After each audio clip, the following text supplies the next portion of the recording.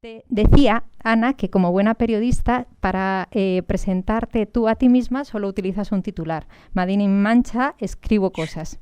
Pero que eres un poquito más, mucho más, de hecho. Naciste en Campo de Criptana, en La Mancha, hace 30 años. Digo este dato de la edad, aparte porque a mí nunca me ha parecido mal educado, pero bueno, esto es solamente lo que a mí me parece, sino porque en este caso es importante que aquellos que te están escuchando sepan que estás, ¿no? En la onda del aula, pues también. Estudiaste en Aranjuez, estudiaste periodismo y comunicación en Madrid.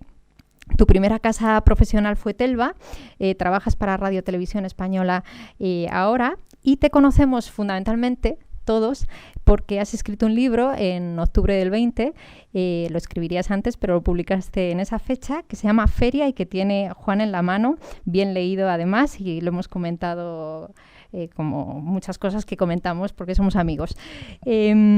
Sabemos además, como dice Mafalda, que llevas un hijo a casete, que estamos viendo a dos, aunque solo te veamos a ti porque estás embarazada.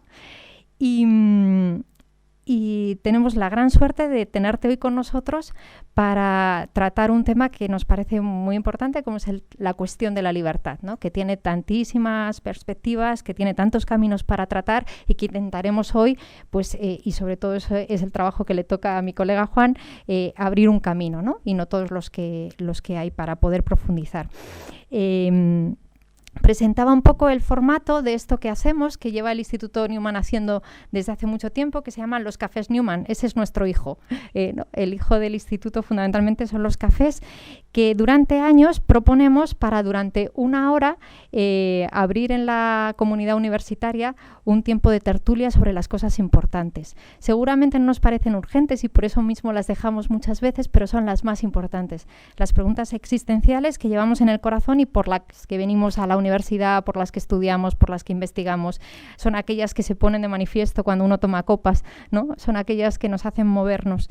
Y esas preguntas nos parecen tremendamente universitarias porque si no respondemos a ellas, todo lo que hagamos realmente está como desilvanado, como que no tiene unidad en nuestra vida. Hoy nos toca hablar, como decíamos, de la libertad. Lo hará Juan Serrano contigo. En estas tertulias siempre hay un profesor de la casa, normalmente un humanista, que lleva la voz cantante y que va dando paso al invitado, ¿no? Para hacer una buena tertulia. Juan Serrano es profesor de humanidades, enseña antropología, teología y es un buen amigo del Instituto Newman.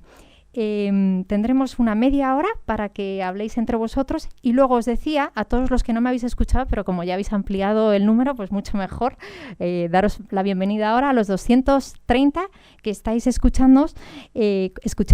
Os decía que estáis aquí de pleno derecho, que no solamente sois un oído, sino que sois un rostro cuando os podamos ver y que sois una voz. Os daremos paso a aquellos que queráis preguntar y estar con nosotros, no en esta primera parte. Escuchemos primero un poquito, pero sí en la segunda. Todos aquellos que queráis preguntar, podéis hacerlo. No sé cuántos y cuánto tiempo va a dar, pero podéis hacerlo. Sí que os pido, la prioridad, de hecho, la pregunta es que podáis enseñar el rostro y que podáis hacer la pregunta vosotros mismos, ¿no? Para que esto tenga un poco más de humanidad. Y también os decía que estamos sin mascarillas porque estamos guardando las distancias, Juan y yo, y así aquellos que nos escucháis y nos veis podéis entendernos mejor, si no es muy difícil, ¿no? Es como un servicio a la comunicación. Bienvenida, Ana, bienvenidos a todos los que habéis venido. Muchas gracias a vosotros. Muchas gracias, Rocío. Hola, Ana, hola a todos. Muchísima gente. Como no sé quién está, algún alumno mío habrá que, no sé, que saludo especialmente y que me hace mucha ilusión.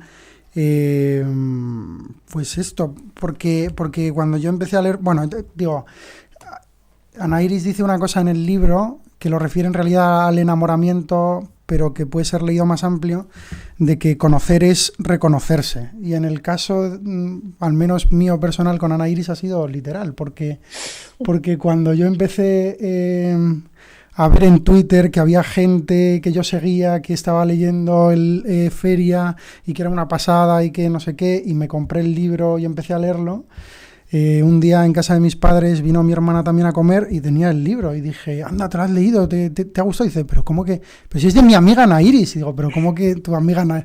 ¿No? Porque es como, pero ¿qué significa mi amiga Ana Iris? Y no, y es verdad, son muy, muy amigas, ¿no? Y además le había hecho una entrevista para Telva que he leído, que es una pasada que os recomiendo que leáis, así le dais algún clic también a mi hermana que le hacen falta. Y luego una profesora con la que comparto parte de una asignatura, Inés Bárcena, resulta que está en el libro, de hecho, que aparece aquí. Entonces ha sido como un reconocimiento. Cuando nos juntamos un poco para preparar esto, además, pues encontramos como una especie de casa en la relación en común, ¿no?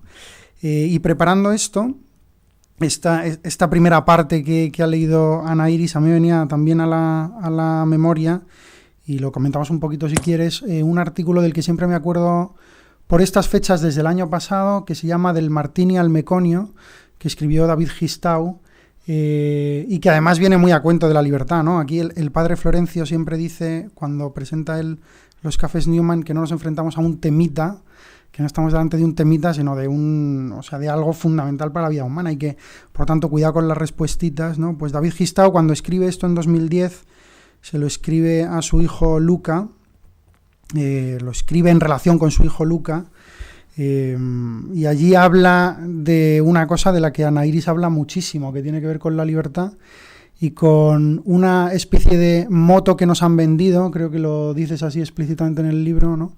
Con que la libertad está en una, como digamos, libertad de condicionamientos externos, entre los cuales los hijos pueden ser uno de ellos, ¿no? Gistau lo dice también en este artículo, dice la más infantil de las libertades, aquella, no sé si es exactamente literal esto, aquella en función de la cual mis actos no tienen consecuencias, no soy responsable de nadie, ¿no? ¿Qué hace una chica de La Mancha que se viene a Madrid? Entiendo que con una promesa de libertad enorme, queriendo vivir, pero al mismo tiempo, como tú cuentas en varias ocasiones, ocultando tus orígenes, ¿no? O no sé cómo decirlo, tapándolos un poco, y cómo haces esa experiencia de esto que has contado, ¿no? De la relación con Madrid y de esta promesa. Y si puede haber libertad en la responsabilidad, en este sentido que dice Gistau, ¿no?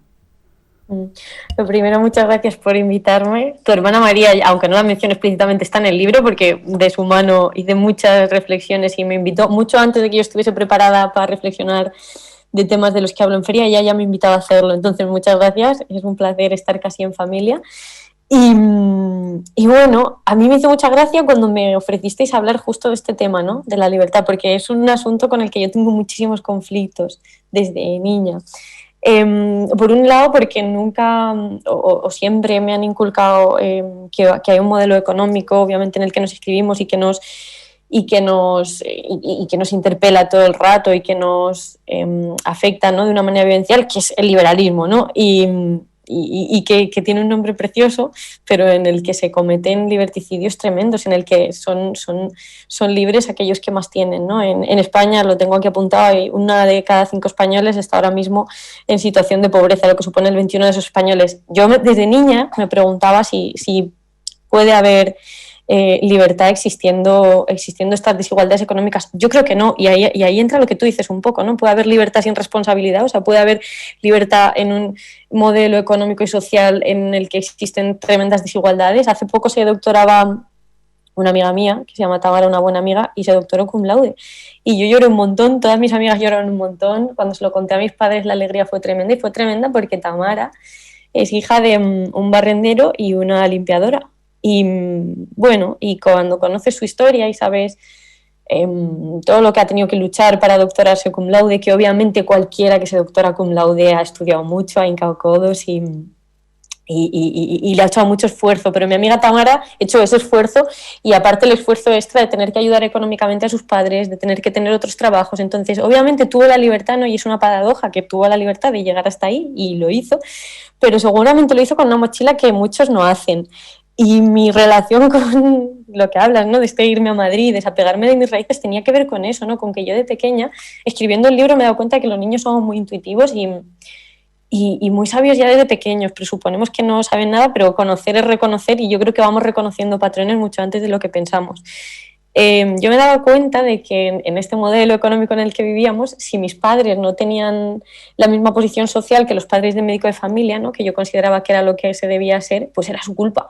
Era porque no se lo habían trabajado lo suficiente, porque no habían estudiado para médicos, etc. Entonces, yo creo que de ahí partía esa vergüenza a reconocer lo que soy. Entonces yo quería irme a Madrid y formar parte, ¿no?, de esa clase media aspiracional. Este concepto lo enuncia muy bien Daniel Bernabé en su libro La trampa de la diversidad, y es eso, yo aspiraba, ¿no?, a ser de clase media, aunque solo fuese en mi imaginación. Entonces por eso me negaba todo lo anterior. Cuando me hice mayor, o creo que me he hecho más o menos mayor, descubriendo que paradójicamente aceptar todo eso y el lugar del que yo provenía era la libertad, no buscar ser otra cosa.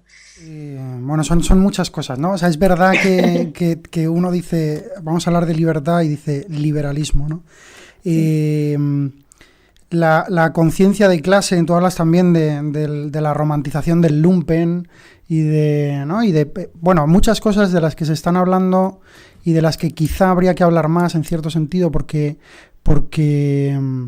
es verdad que existe una opresión quizá oculta en las democracias plenas, y ahora esto está muy de actualidad, no solo de moda, hablar de la fragilidad de la democracia y de los límites de la democracia. Y al mismo tiempo, esta opresión que uno percibe como esclavitud, tú también la reconoces como autoimpuesta a veces, ¿no? Justo por lo que tú dices de recuperar las raíces y de la posibilidad que uno tiene. Entonces, entender, que me aclare yo, libertad como posibilidades en un primer momento es correctísimo, ¿no? Dice, ¿quién tiene más posibilidades de llegar a lo que está llamado a ser? Y al mismo tiempo, identificar posibilidades de clase, doctorado, ser médico de familia o tener...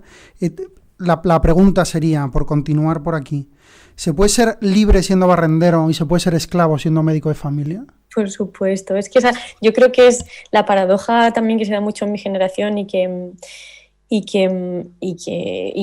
la que hablo en algunos pasajes a los que has hecho mención, es que yo creo que mi generación en particular ha hecho muy bien en señalar, ¿no?, esas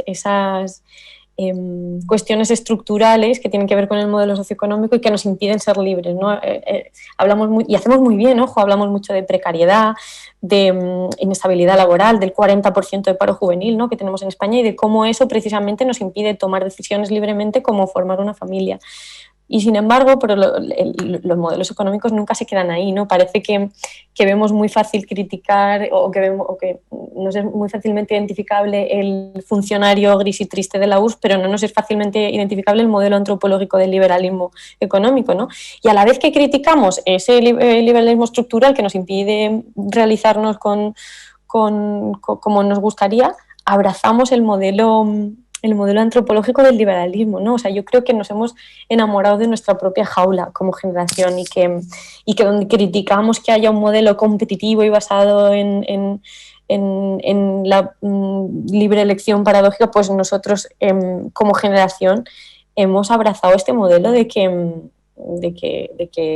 tener una infinitud de posibilidades en el frente, como decías en el artículo de Gistau, es la libertad a la que aspiramos, ¿no? Por eso fenómenos como a mí me provoca terror cuando se habla, por ejemplo, de cargas familiares, porque decidir, ¿no?, tener una familia, decidir libremente tener una familia supone echarse algo a la mochila. O cuando hablamos de, que también me hace mucha gracia, tenemos que hacer muchas cosas antes de asentarnos. O cuando un amigo mío me dijo una frase terrible y que me dio pena realmente, que fue: es que no me he hecho novia, estoy en Tinder, pero no me he hecho novia por si viene otra mejor, ¿no? Casi como cuando vamos a Carrefour y decimos, uy, pues no voy a elegir el Milka, no vaya a ser que 2 estantes más para allá esté otro chocolate que me guste más y sean como casi intercambiables. Entonces creo que esa paradoja se da en mi generación y en mí misma y en un montón de nosotros, que es la crítica y tener súper identificados aquellas cuestiones estructurales que nos impiden desarrollarnos, pero no atender a las que nosotras experimentamos y de acuerdo a las que vivimos en nuestro día a día, ¿no? Por el cual yo lo menciono mucho con la vida que llevaban mis padres, ¿no? Comparándola, y digo, joder, la vida que llevaban mis padres a mi edad era la de una familia, ¿no? Con una hipoteca y con un coche. Y lo hacían porque podían, porque las condiciones económicas y materiales eran mucho más propicias que las que nos habían tocado, que las que nos han tocado a nosotros. Pero también luego me di cuenta de que estaba muy bien esa lectura, pero había que ir más allá, porque yo realmente tengo más dinero del que tienen mis padres con mi edad, ¿no? Y sin embargo había decidido invertirlo en irme al Sonar al Primavera y viajar a Tailandia en lugar de en ponerme a comprar pañales e irme a vivir a la periferia, ¿no? Prefería vivir en Malasaña compartiendo piso que en un piso en Antigua la Toledo, como vivían ellos. Entonces yo creo que se da esa paradoja generacional y que tiene mucho que ver, ¿no? Con cómo experimentamos la libertad en nuestro día a día, más que con las teorías de Eric Fromm o con hablar de la libertad en un plano teórico. En un plano abstracto, ¿no? O sea, es Claro. la discusión entre Jun Beef y Z Tangana hablando sobre el capitalismo. Exacto. Es exactamente, ¿no? Z Tangana diciendo, pues yo quiero pasta Exacto. Pero yo creo que es interesantísimo el punto del modelo antropológico más que del modelo político-económico, Claro. quizá político-social. Porque el modelo antropológico moderno progresivamente, que las consecuencias las estamos viendo quizá ahora o quizá desde el 68, es la individuación absoluta, ¿no? O sea, la individualidad como propuesta de cumplimiento pleno del ser humano. Es decir, la libertad como ausencia de vínculos. Y me acuerdo que cuando quedamos para hablar un poco de esto, tú hablabas del problema que supone la familia nuclear como un proceso de atomización de lo que antes era la familia extensa, la vida en los pueblos, ¿no? Donde un vecino te da patatas y calabacines, ¿no? Que yo lo veo todavía cuando voy al pueblo de mi abuela, que enseguida viene la vecina y te da huevos, sandías, pepinos y que no te los acabas nunca. Pero no es por los pepinos, es por la vida en común, o sea, porque me importa lo otro y entonces tocan a muerto y todo el pueblo va cuando tocan a muerto, y eso es verdad que en Madrid no existe, ¿no? Me acuerdo que lo hablábamos también, ¿no? O sea, que tú vas por Madrid, parece que a nadie... Como que la libertad está en que nadie te mira. Tú puedes ser todo lo distinto que quieras y nadie te mira, pero dejas de ser distinto cuando todo el mundo es distinto, ¿no? O sea, al final, esto es lo que tú dices con lo de tus padres, ¿no? Que lo dices en el libro también. Que tus padres hacían esto porque lo tenían que hacer y nosotros somos libres porque no lo tenemos que hacer. Y quizá creer que no lo tenemos que hacer es la prueba de que también hay algo sobrevolando sobre nuestras cabezas que nos dice quiénes somos, quiénes tenemos que ser y a dónde tenemos que ir.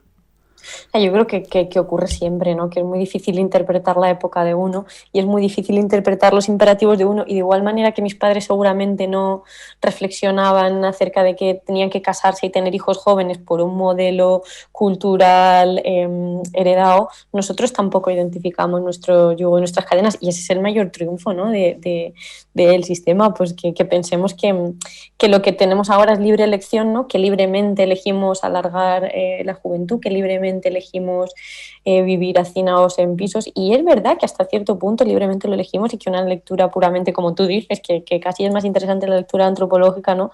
Y sobre todo se hace menos.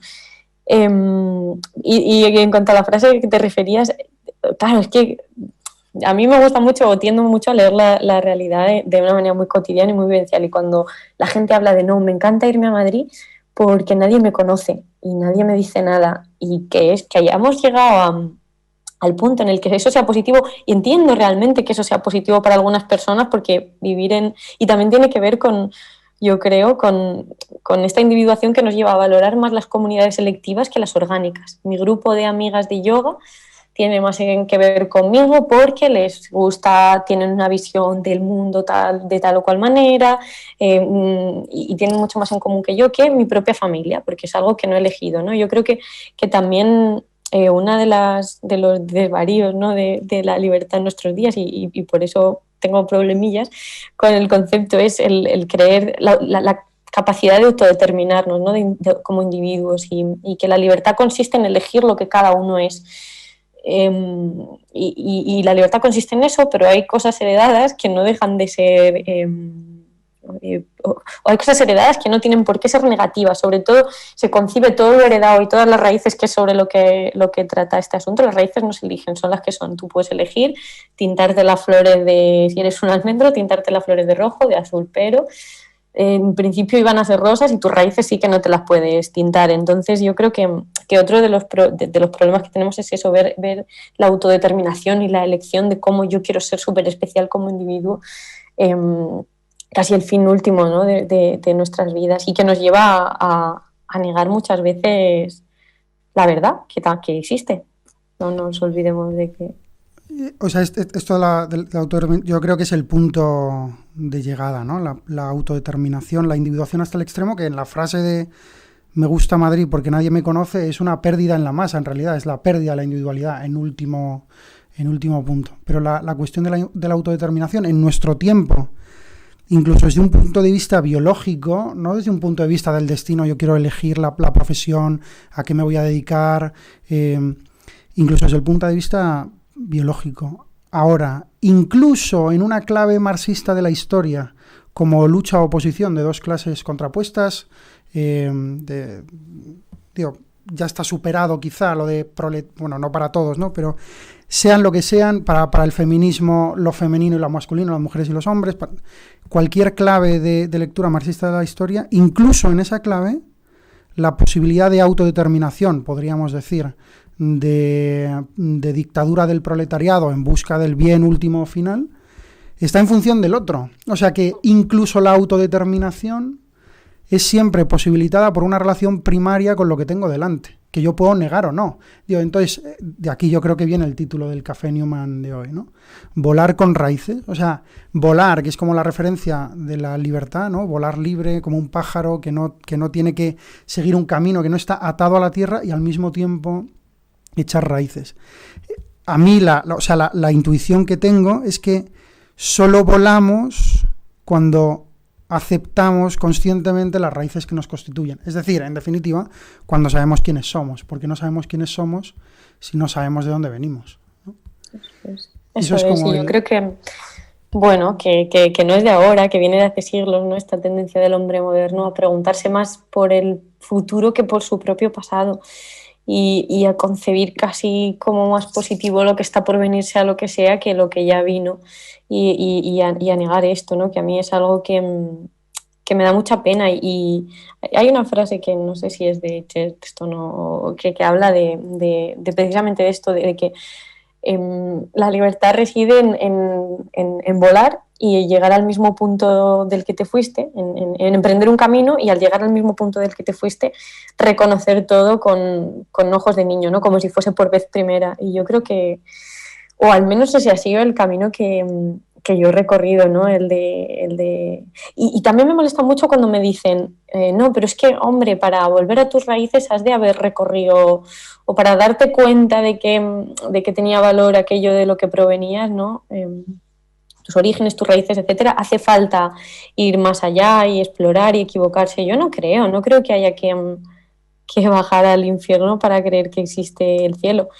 O sea, no creo necesariamente que... Mira, yo lo veo también en algo muy vivencial, que es cuando yo me fui a vivir a Madrid, pensaba que los que se habían quedado en Aranjuez viviendo eran unos paletos. Decía, joder, pero es que en este sitio, de nuevo, ¿no? El reino de la cantidad. No hay cosas que hacer en Aranjuez. Yo voy a ser mucho más libre, nadie me va a conocer, ¿no? Nadie me va a juzgar por llevar tales o cuales pintas.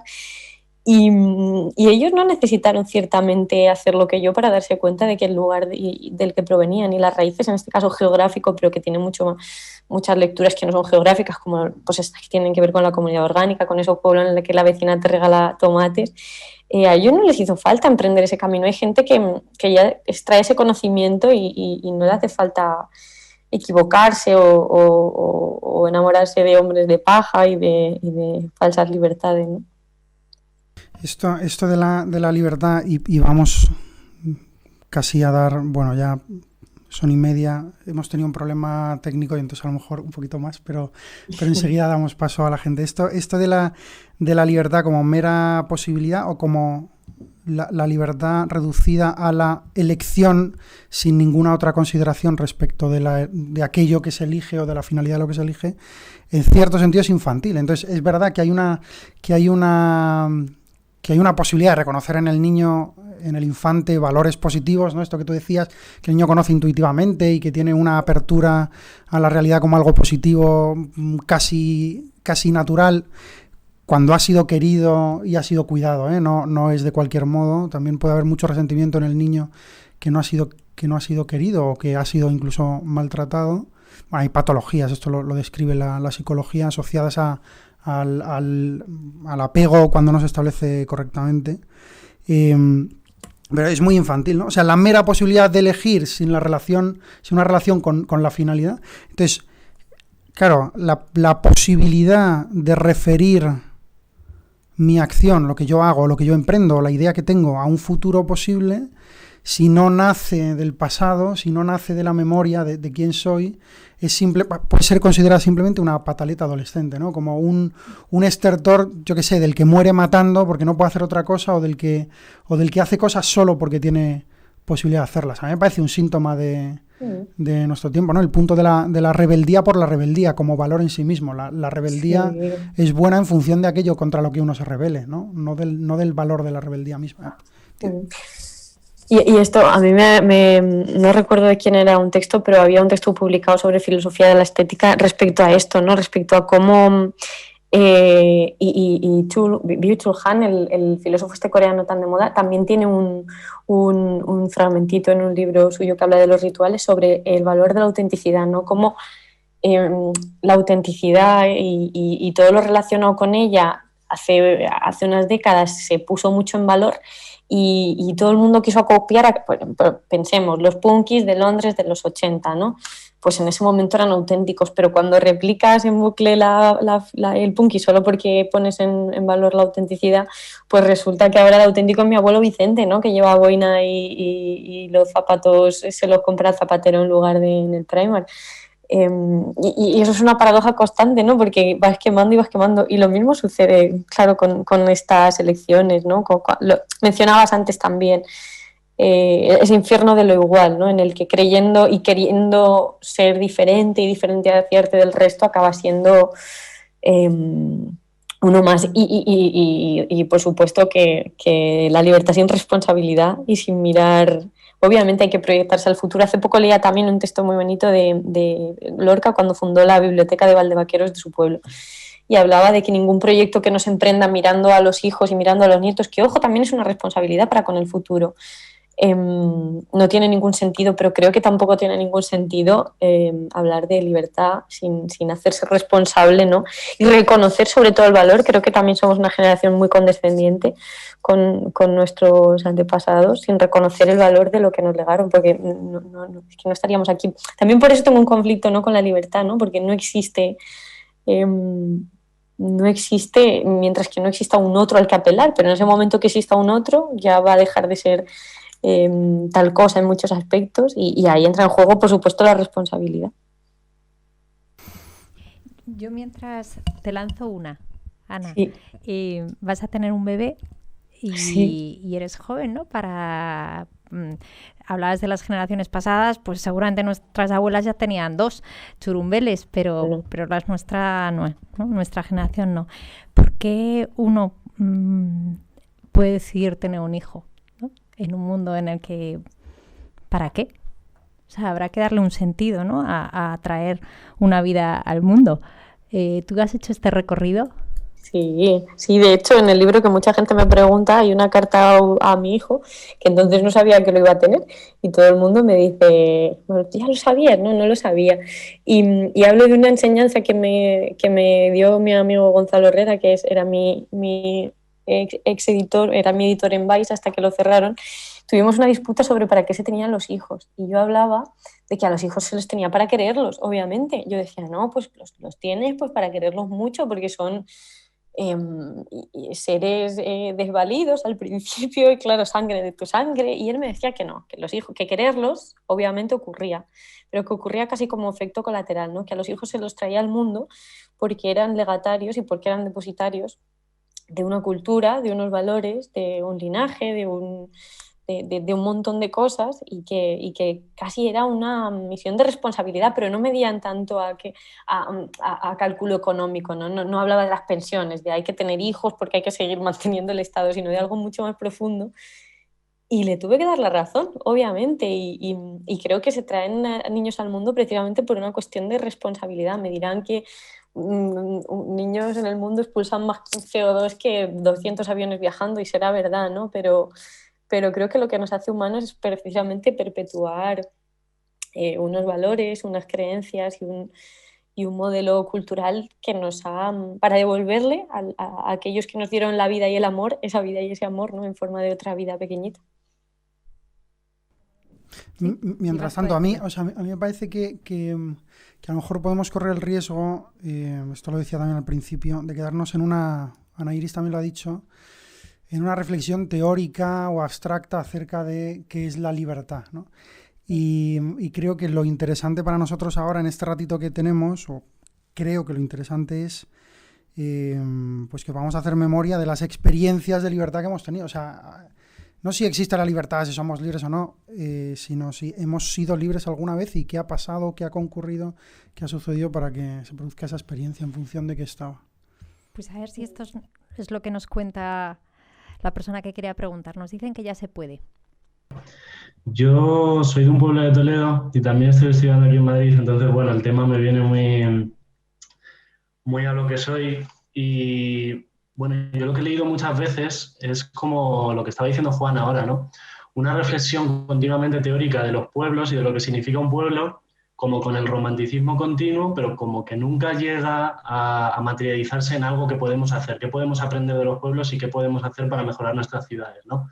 Y los fragmentos que he leído de Feria me han gustado mucho porque sí he visto que hay ese sentimiento de que no es solo recordar la vida que hemos perdido del pueblo, sino que se puede hacer algo más. Entonces yo quería, qué medidas concretas se le ocurre a Ana Iris para trasladar esta vida de, bueno, ¿no? Los pepinos, los melones de la vecina a la ciudad y si, bueno, si esto es posible. Me hacían esta pregunta hace nada también y me resulta súper difícil responder porque yo creo que las lógicas que se dan en un entorno tienen sentido solo en ese entorno, pero al tratar de extrapolar esas mismas lógicas a Madrid, por ejemplo, yo vivía en Malasaña, ¿no? Y ahí estaba la cooperativa en la cual tú podías pedir tus verduras y tus cosas, pero resulta algo que obviamente es positivo, ¿no? Porque apoyas el comercio local y tal, pero totalmente desnaturalizado. Prueba si no, tú que eres de un pueblo de Toledo dices, jolín, ¿dónde dejan el pan? En los pueblos, en la puerta colgado, cuando no están las señoras. Prueba tú a dejar el pan colgado en mi calle de antes de Malasaña, que es Espíritu Santo. Entonces, no creo tanto que haya que llevar o no creo que funcione tratar de extrapolar ese modelo. O, por ejemplo, una de las cosas de las que hablo en el libro es como en una ocasión me reía también con mi amigo Gonzalo de una organización feminista que se sacaba las sillas al fresco por la noche y lo llamaba tejer redes de cuidados femeninos, ¿no? Y yo decía, pero Dios mío, si es que esto es lo que hace mi abuela con sus vecinas, con la Tere y con la otra Tere, y no hace falta ponerle un nombre tan grandilocuente, ¿no? Yo creo que las lógicas que dan en la ciudad se dan y tampoco son malas de por sí. O sea, otro de los aprendizajes que yo he ido ahora al irme de Madrid no es que tendemos a externalizar la culpa todo el rato, ¿no? Y si a mí me va mal estoy mal conmigo mismo, tiendo a culpar al afuera. Pues yo me largué de Aranjuez, que digo me largué porque me fui súper desencantada y diciendo, bueno, aquí se quedan estos paletos. Y con las mismas me he ido de Madrid diciendo exactamente lo mismo. Y tiene un texto también muy bonito Vicente Risco a este respecto que dice que cuando vemos pequeños nuestros lugares es porque pequeña es nuestra alma. Y yo creo que tampoco tendría mucho sentido extrapolar las lógicas de un sitio a otro, sino, bueno, comprender que son las que se dan y que por ese medio otra cosa es que a ti no te encajen, ¿no? O que no estés a gusto con ellas, que era lo que me ocurría a mí, pero tampoco creo que debamos, que ahora se está dando mucho en esta romantización que tú dices de los pueblos y culpar a las ciudades de todos los males y tampoco creo que sea así. O sea, habrá distintos lugares para distintas personas, siempre ha sido así, tampoco es algo... Sergio del Molino en La España vacía habla de cómo no es un problema de ahora, ¿no? Este de las ciudades y los pueblos ya están en la Torre de Babel. Entonces, no sé. Y luego, muy rápido, la exportación de un modelo impuesto, un poquito lo has dicho, impuesto desde arriba, no puede funcionar porque de hecho en los pueblos sucede. Y no siempre sucede, ¿eh? En los pueblos también unos hablan mal de otros y todo el mundo se conoce y la gente se pelea y mi abuelo estaba peleado con su hermano por 3 metros del linde, ¿no? Que esto no es lo típico que se dice, pero que es verdad, ¿no? Y están peleados de no hablarse, ¿no? Sí. Pero Y sucede igual al revés, ojo, porque también los pueblos tienen cosas terribles, ¿no? Como que al que se tinta el pelo de azul y claro, tiene costumbres dispersas y que no encajan con esa comunidad, pues se va a hablar de él. Y pensar, vamos a llevar lo mejor de las ciudades al pueblo, yo creo que no, pues que no funciona por eso, porque no se da, porque las cosas, o sea, las comunidades son mucho más orgánicas, ¿no? Y no atienden muchas veces a otra cosa que no sea a ellas mismas y a sus propias lógicas, y está bien. Gracias. Nada, Gracias, muchas gracias a David. ti. Eras gracias David, David. ¿verdad?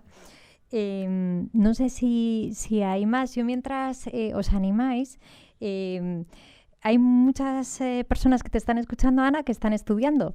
Y me atrevo a decir que alguna está en este tremendo momento de me he equivocado de carrera o ¿no? Uno siente que a los 18 años tiene que elegir bien toda su vida y tenemos experiencia de que esto no siempre es así. Y entonces llevamos a hacer una reflexión sobre la libertad y sobre la esclavitud tremenda sobre nosotros mismos y hacer unos juicios que realmente nos aplastan sobre las decisiones que tomamos, ¿no? Y también somos grandilocuentes, como tú decías, hacemos grandes reflexiones que tienen que ver poco con el alma, que también decías tú, sino que hacemos grandes cosas sobre el sistema. Tú tienes esta experiencia, tenías, claro, lo digo, para aquellos que te escuchan y que ahora están diciendo que nos cuente su experiencia de cómo eligió que estudiar y si esto era un camino de libertad o no. Sí, yo lo tenía muy claro. Lo tenía muy claro, pero yo elegí 2 carreras porque mi padre me decía que ni entre las 2 sumaban una de verdad. Yo estudié periodismo y comunicación audiovisual. Lo que sí creo es que y esto es producto de una generación, obviamente, como la de nuestros padres, en la cual muchos no pudieron estudiar. Pero creo que sí que se nos impone un modelo único, que es el de... Y creo que nuestra decepción generacional proviene un poco de eso, del mito de... Me decía Fernando Díaz Villanueva, que me hizo una entrevista maravillosa y me encanta cuando me puedo llevar bien con alguien que valora tanto la libertad, con alguien que la valora tan poco como la valoro yo.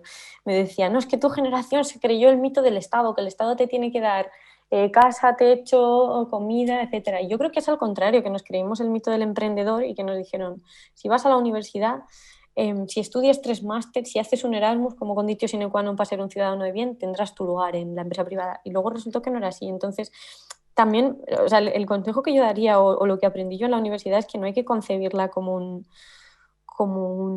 medio, sino como un fin en sí mismo, ¿no? Y es jodido y es complicado, y más cuando necesitas un trabajo y necesitamos comer, porque si no nos morimos de hambre, ¿no? Pero esta concepción de la universidad casi como un puente para acceder a la empresa, aparte de que es mentira, y creo que eso lo tenemos clarísimo, y ya no es seguro ni un pasaporte para subir a eso que llaman ascensor social o para incorporarse al mercado laboral, sino que eso, que tiene más que ver con experiencias que vas a vivir, con reflexiones que vas a hacer y con gente con la que vas a estar. Entonces, tratar de no creerse ese mito y de no concebir a la universidad, que también da mucha pena, ¿no? Que sea eso, que sea solo un pasaporte para conseguir un trabajo. Luis Alfonso primero y luego Jorge. Muchas gracias, Rocío. A ti. Bueno, buenas tardes. Hola, Juan. Hola, Ana. Muchas de las cosas que has dicho, pues bueno, yo este verano, tras 5 años que yo no tenía cómo ir a mi pueblo, fui. Volví a tocar lo que era. El volver en marzo fue un reencontrarme con lo que, bueno, en marzo yo estudiaba en Madrid, ahora estoy en Madrid de nuevo, pero soy gallego, soy de Vigo, y había perdido hasta cierto punto el sentimiento de hogar por la forma en la que, pues, durante los años anteriores me había relacionado con Vigo. Entonces, el volver a ponerme de cara es como, vale, yo aquí realmente soy feliz y es a donde en algún momento quiero volver. Y yo ahora estoy en ese momento que pasaste tú, de vivir en un piso pues relativamente pequeño compartido. Entonces, el punto es, ¿cuándo volver? Cuando puedas.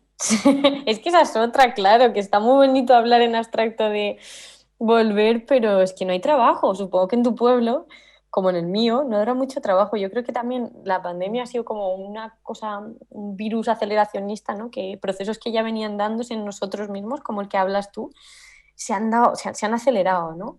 Todavía más. Entonces, ¿cuándo volver? Yo te diría que si quieres, cuando puedas hacerlo y que es muy bonito. Y yo creo que también con esto se ha demostrado que, ojo, que no había 5 millones de personas que queríamos vivir hacinados y en las ciudades, ¿no? Y que muchas veces es normal ese rechazo, pero rechazo a lo que representan, a lo que hemos vivido en los pueblos, algunas realidades que, como dice Juan, también existen, ¿no? También existen al que es gay se le llame maricón, ¿sabes? En el pueblo, cosa que es menos habitual en Malasaña, ¿no? O que a la que se pinta mucho, o la que lleva una falda 3 palmos más por encima de lo que es lícito, pues se le diga cualquier cosa. Pero creo que esa pérdida de sensación de hogar es la que experimentaba yo, ¿no? La de decir, joder, es que no pertenezco a esto. O sea, no quería pertenecer y mi aspiración total cuando era adolescente y en mis primeros años laborales era encajar a toda costa con eso, pero es esa sensación de pérdida de hogar. Entonces yo te diría que cuando puedas, si puedes, pues lárgate ya. Luis, o sea, Sí, digo, cuidado porque no sé si te pasa a ti, a mí me pasa a veces, puede ser que volver al pueblo o un ideal de vida que tengamos en la cabeza se convierta en una promesa falsa y utópica de libertad. Por eso yo decía antes que pensáramos acerca de las experiencias concretas de libertad que hemos tenido. Hay veces que uno se ha sentido muy libre, que ha sido liberado, que ha hecho una experiencia de liberación real, a mí me ha pasado, y que estaba muy atado a las circunstancias. O sea que no es la liberación, creo yo, y creo que la reflexión tiene que ver con esto, ¿no? No es la liberación de las circunstancias, o no es esperar a que pase algo y que de repente ya pueda vivir tranquilo, o que tenga trabajo, o que no es, creo de verdad que la reflexión va por aquí, no es eso la libertad. La libertad es otra cosa que te sucede. Este es el punto, ¿no? Entonces a lo mejor vuelves al pueblo y el problema lo tienes tú, que esto es lo que dice Ana, ¿no? Que sitúa el problema en Madrid cuando el problema es nuestro, ¿no? El problema es nuestro. Hay esclavitudes, las esclavitudes más opresoras no son del sistema, son de habernos tragado el sistema, quizá. O sea, son nuestras. Son una mirada sobre nosotros mismos que nos hace pequeños, que todos podemos tener, ¿no? Es una miopía sobre nosotros mismos, una incapacidad de responder adecuadamente a lo que se nos pide, una pusilanimidad que en cierto sentido es muy propia de nuestra generación, bueno, de la mía y de la vuestra, millennial y zetas, y que no nos deja conformes o tranquilos, que nos hace sentirnos esclavos, por más que tengamos que estar constantemente manifestando postureísticamente que somos súper libres y que hemos ido a no sé dónde y que hemos hecho miles de cosas, ¿no? Y ahora puede ser, no lo digo en tu caso, Luis, que la vuelta al pueblo sea la nueva moda o el nuevo postureo, ¿no? Desde luego para muchos lo es, ¿no? No sé si habéis visto, es pantomima full, ¿no? La vida en el pueblo. Esto es... Gracias, Hay, Luis. hay un libro que os recomiendo que se llama Un hipster en la España vacía, de Daniel Gascón, que habla de todo este retorno a los pueblos también como, pues eso, de un hipster que se va a la España vacía. Y de esta romantización que también decíais, ¿no? Que los que al final hemos vivido en un pueblo sabemos que no es todo una Arcadia feliz ni una cooperativa de tomates ecológicos. Yo os iba a invitar justo a eso, que podéis hablar también los que no tenéis pueblo, porque el Café Newman no iba del pueblo o la ciudad, iba del camino de cada uno, porque cada uno tiene que medirse con esta cuestión, ¿no? Con su vida. Tiene que medirse con su vida. A ver si lo hace Jorge, que era el siguiente. ¿Sigues dispuesto? Sí, hola. Hola, Jorge. Buenas tardes. Lo primero, gracias por la ponencia. Yo soy estudiante de publicidad de primero y yo y mis compañeros teníamos a veces la duda de si el hecho de tener normas a nosotros nos hace ser más libres o menos como publicistas. Quería saber vuestra opinión respecto a esto. Qué chula esta premisa, ¿no? Porque también es que la creación también tiene su libertad, ¿no? Y tiene su dogma y su canon y y la manera de subvertirlo. Yo me siento más cómoda con las normas, particularmente, supongo que, o sea, si te refieres a escribiendo o en un proceso creativo y joder, la frase está tan manida de que para saltarse un canon antes hay que conocerlo, es que es real, ¿no? Yo creo que de la subversión por la subversión o de la ausencia total de jerarquías, pues no va a salir nada. Tampoco va a salir nada, yo creo, creativamente fructífero de tener unas normas absolutas, pero yo qué sé, fíjate en el siglo de oro, ¿no? La literatura del siglo de oro. Fíjate si no tenían normas y produjeron lo mejor de la literatura en castellano. También salen cosas preciosas de subvertirlas. Pienso en el boom latinoamericano, ¿no? Que en Rayuela, que fue una novela que quiso saltar por los aires pero es que Cortázar había seguido muchas veces las normas hasta que consiguió hacer Rayuela. Entonces yo particularmente me siento cómoda con las normas, o al menos conociéndolas, al menos sabiendo que existen. Pero es una muy buena pregunta. ¿Cómo aplicar esto, ¿no? al proceso creativo y a la creatividad? Yo añadiría, no sé qué opinas Ana y Juan, pero a veces, y además Jorge está muy bien planteado porque como ya eres académico, ya estás en primero, ¿no? de la universidad, pues haces una pregunta teórica muy interesante, pero nos alejamos constantemente de la persona. Al final no obedecemos normas, obedecemos la autoridad de alguien que sobre nosotros tiene una confianza, ¿no? O sea, cuando uno obedece a un padre, no una norma. Y eso es distinto, eso es lo que nos salva, imagino. Y entonces tú tendrás que hacer la experiencia de las normas que tienes en tu ámbito creativo para ver si son razonables y uno tiene sentido seguirlas o no lo son. Digo, por ir profundizando en esa pregunta que tienes, que seguramente en muy poquito sepas tú también contestarla mejor que nosotros. Fijaos, también me gustaría decirle a Jorge que es que lo pensaba antes de ayer. Por lo que os digo, que yo tiendo a leer la realidad en cosas muy pequeñas y en mierdecillas tremendas. Escuchaba al C. Tangana de cuando ya habían dejado a GZ, pero empezaba a hacer trap, ¿no? Y veía todas estas canciones que no me acuerdo cómo se llama el disco, pero el de Llorando en la Limo, ¿no? Todas las canciones que vienen con él. Y decía, pero vaya, esto es terrible. Y es terrible porque se intentó saltar el canon, tanto del rap más clásico en el que él estaba antes, como de lo que está haciendo ahora, ¿no? Y sin embargo ahora, que es el C. Tangana, que está haciendo grandes cosas y está en todos los lados y está petándolo, está haciendo bachata, recurriendo a los maestros de la bachata latinoamericanos, está haciendo cumbia, recurriendo a las normas más, y sin embargo saltándoselas también un poco, ¿no? Entonces me parece un buen ejemplo, ¿no? De cómo la subversión por la subversión no le funcionó. Y por cierto, que de C. Tangana tenía también una frase apuntada para deciros, pero se me ha ido la olla, que es de una canción suya que se llama Spanish Giga Freestyle, que dice, más solo cuanto más libre. O sea, cómo la libertad va en detrimento de pensar al otro, ¿no? De la responsabilidad en tanto que al otro. Pero me parece un buen ejemplo de su carrera y cómo precisamente cuando más canónico es cuando ha triunfado, ¿no? Y cuando lo subvertía o quería ser subversivo, pues bueno, estaba todavía en proceso. O sea, yo en relación con esto que habéis preguntado todos y queriendo llevarlo a mi terreno, ¿no? Por deformación profesional, o sea, a mí me parece que la reflexión teórica sobre la libertad es interesante si nos interesa pensar y discutible y muy de filósofos, pero que todos tenemos dentro o todos hemos experimentado alguna vez, y si estamos atentos todo el rato en realidad, como una necesidad constante de ser libre de mis miedos, de ser libre de un montón de ataduras que tengo que me impiden decirle a mi crush que si quiere cenar conmigo, que me hacen no decir te quiero a la gente a la que quiero. O sea, yo creo que ese es el punto último de la relación de lo personal con la libertad. No es una libertad, creo yo, externa, que es buenísima tenerla, ¿no? O sea, que es mejor tener posibilidad de viajar mucho que no tenerla. Es mejor, ¿no? Pero lo interesante es qué hacemos con la posibilidad de viajar mucho. O sea, podemos comunicarnos mejor que nunca en la historia y a lo mejor decimos muchas menos cosas. Creo que este es el punto último. O sea, yo experimento, personalmente no estoy hablando de la generación, una incapacidad, una falta de libertad para hacer aquellas cosas que verdaderamente quiero hacer.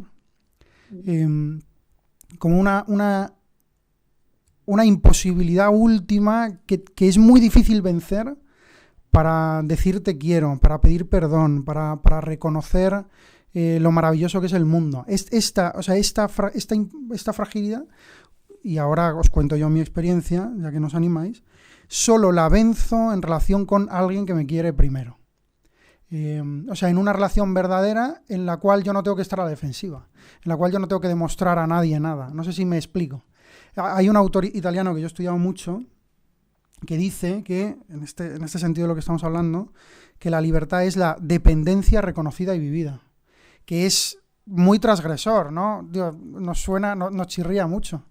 Y sin embargo, yo he vencido el miedo, he vencido la imposibilidad de la que estamos hablando, solo cuando me he reconocido querido por otro, digo, por mi madre, por mi mujer.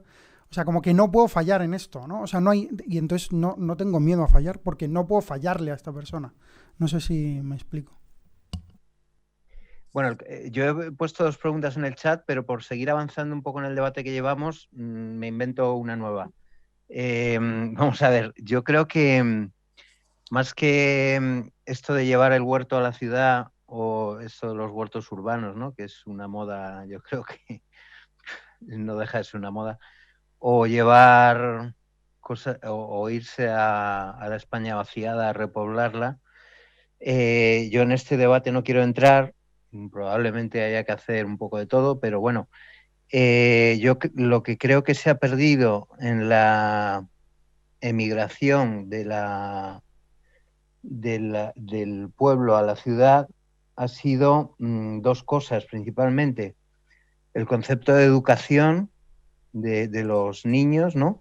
Y el concepto de visión comunitaria, de pertenencia a una comunidad, ¿no? Entonces a mí me encanta, bueno, antes de nada, llevo ya un rollo.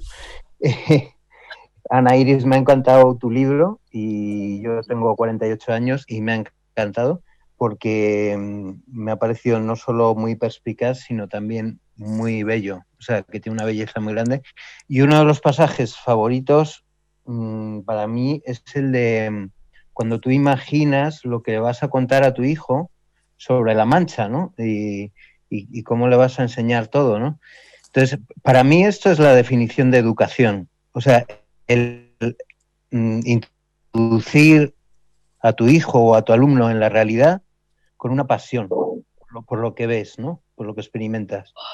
Y luego este sentido comunitario. Yo no sé sobre esto qué piensas, ¿no? Si es más bien lo que se ha perdido son como esos valores humanos, ¿no?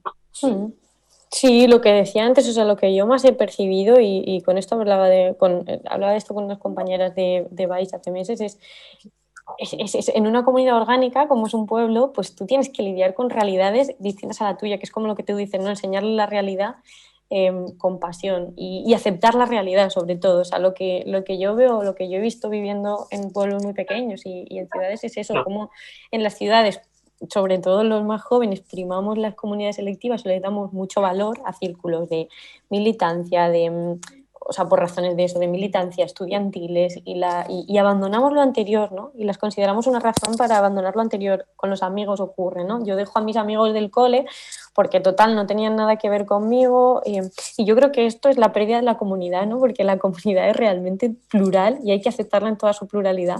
Y ese paso de estar en las fiestas de tu pueblo, en las que tienes que lidiar tanto con el que piensa como tú como con el que no, el que tiene un modo de vida diferente al tuyo y aceptarlo, ¿no? Que se habla mucho de cómo los pueblos son mucho más intolerantes, pero yo creo que casi que ocurre lo contrario, que en las ciudades como nos vamos encerrando en círculos que tienen que ver pues, con la clase social, porque yo vivo o en Vallecas o en tal, con los círculos selectivos relacionados con eso, yo me junto pues con las que van conmigo a clases de no sé qué, o con el que milita conmigo en el espacio feminista de no sé dónde. Entonces tu visión del mundo y de la realidad, que es lo que tú hablas en relación a la educación, se reduce al final a burbujas electivas, ¿no? Y dejas de ver el mundo en su complejidad. Y también es algo paradójico, ¿no? Cómo pensamos que alguien que está en un pueblo ve la realidad de manera mucho más estrecha y alguien que está en una ciudad ve la realidad con mucha más complejidad, pero muchas veces yo creo que es al contrario, en comunidades orgánicas tienes que lidiar con realidades que no son la tuya, mientras que en ciudades tendemos a vivir encerrados en círculos electivos y burbujitas, ¿no? Y que de ahí esa pérdida quizá de la educación o de comunicarle la verdad a los pequeños. Lástima que encima muchas de las burbujas están aquí. Totalmente, claro, pero si está aquí y luego vas encima a tu calle y resulta que todos piensan como tú y son como tú, pues te reafirmas, dices, ¿ves? Lo que veo en mi Twitter es verdad. Sí. Mientras que en el pueblo te bajas al bar y está, o mi padre, digo, si es que cuando me dicen, no, es que qué complejidad ideológica la tuya, digo, no, qué complejidad ideológica la del trabajo de mi padre o la de cualquier bar español. Lo que pasa es que si te quedas en Twitter, pues vas a pensar que la realidad es una cosa maniquea y de blancos y negros y que, bueno. Yo creo que ha sido una conversación riquísima donde no hemos cerrado nada, o sea, hemos lanzado más preguntas, que es lo que siempre pasa en estos cafés, ¿no? Y esto es, a mí me parece lo propiamente universitario, no dar respuestitas aprendidas, sino preguntarnos cosas juntas. Yo, tío, animo pues a que esto lo retomemos, cada uno con sus amigos, pues David y Luis, que se acuerdan de mí de la ELU, pues conmigo si me escriben, que no me escriben nunca. Pero pensar juntos, hablar juntos de las cosas verdaderamente importantes, ¿no? De lo que nos afecta de un modo más serio. Y no hay más conclusión que esa, que no hay conclusión todavía, que no es un tema, sino que es la vida misma la que está abierta. Pues fantástico, esto es lo que yo también quería animaros, que empieza lo apasionante, estamos expectantes de ver cómo cada uno trabajamos nuestro camino de libertad. Yo os recuerdo que la semana que viene tendremos el minicurso. Ana, esto no sé si te lo hemos contado, pero después de los cafés no hay comidas, no es que el café nos lleve a la comilona, pero sí que hay un plato más fuerte, que es un minicurso, que en este caso impartirá Juan Serrano el miércoles que viene a las 12, Juan. A las 12, también online tiene que seguir siendo, para eso os tenéis que apuntar, para seguir precisamente haciendo esto, ¿no? Haciendo el camino, haciendo universidad a través de temas que son transversales a todas las ciencias y a todas las vidas. Y que tenéis un formulario ahora en el chat que tenéis que rellenar aquellos que queráis dejar constancia que habéis estado en esta actividad. Muchísimas gracias, Ana. Te esperamos cuando podamos darte un abrazo por aquí, si te parece, para seguir hablando de muchísimas cosas contigo. Muchas gracias, es un placer. Muchísimas gracias a todos.